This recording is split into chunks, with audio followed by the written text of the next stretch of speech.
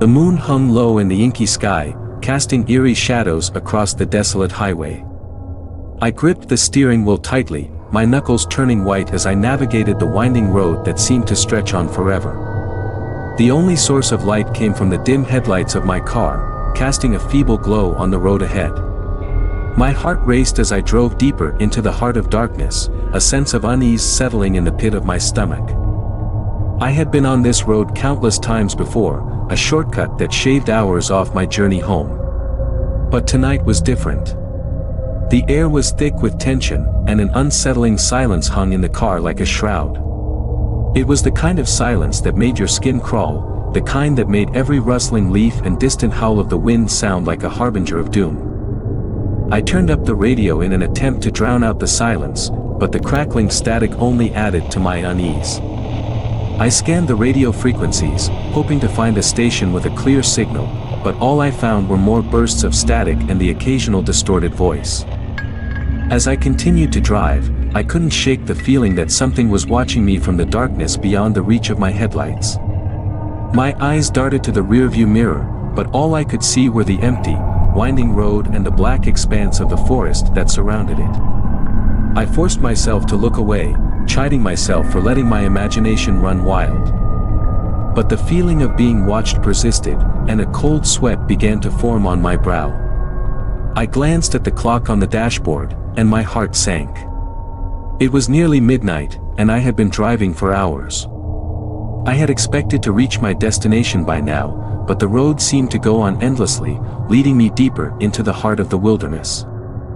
I tried to shake off my unease and focus on the road, but it was getting harder to keep my eyes open. The monotony of the drive, the darkness, and the rhythmic hum of the tires on the pavement were lulling me into a drowsy stupor. I knew I couldn't keep driving like this, so I decided to pull over at the next rest area I came across. Just as I was about to give in to my fatigue and close my eyes for a moment, a sudden blip on the radio caught my attention. It was a voice, crackling and distorted, but I could make out the words. "Don't stop," it said, "keep driving."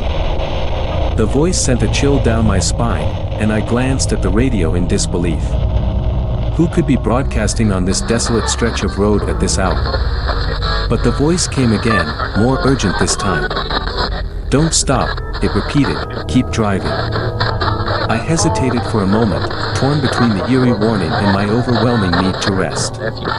But the unease in my gut had turned into a full-blown sense of dread, and I knew I couldn't ignore it. With a trembling hand, I turned off the radio and kept driving, my heart pounding in my chest. The road seemed to go on forever, and my exhaustion was becoming unbearable. I fought to stay awake, but my eyelids grew heavy, and I could feel myself drifting in and out of consciousness. In my drowsy state, the road began to twist and warp, the shadows playing tricks on my tired mind. Then, out of nowhere, a figure appeared in the middle of the road. I slammed on the brakes, my heart in my throat, as the headlights illuminated a pale, ghostly figure standing before me. It was a woman, dressed in a tattered white gown that billowed around her like a shroud. Her long, dark hair hung in tangled strands, obscuring her face. I sat frozen in my seat, unable to tear my eyes away from the apparition before me. She raised her head slowly, and her eyes, hollow and black as the night itself, met mine. Her lips parted, and a guttural, otherworldly moan escaped her lips. Terrified, I threw the car into reverse and backed away from the spectral figure. But no matter how far I backed up, she remained in the same spot, her gaze locked onto mine. Panic washed over me as I realized there was no way around her. I had to go forward. With trembling hands, I shifted the car back into drive and cautiously inched forward, the woman's ghostly form looming ever closer. I could hear her mournful wailing now, a haunting melody that seemed to seep into my very soul. As I drew closer, I could see the sadness and despair in her eyes, and I knew that she was not of this world. She was a lost soul, trapped on this forsaken road, and I was about to become her unwitting companion. My heart ached with sympathy for her, but I had no idea what to do. Suddenly, The radio crackled back to life, and the same distorted voice from before came through the speakers.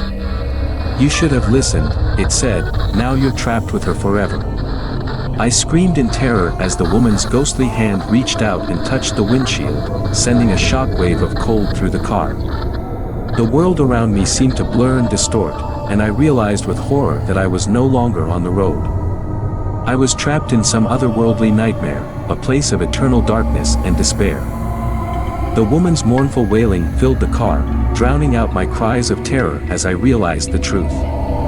I had ignored the warning, and now I was condemned to drive this haunted road for all eternity, with the ghostly woman as my eternal passenger.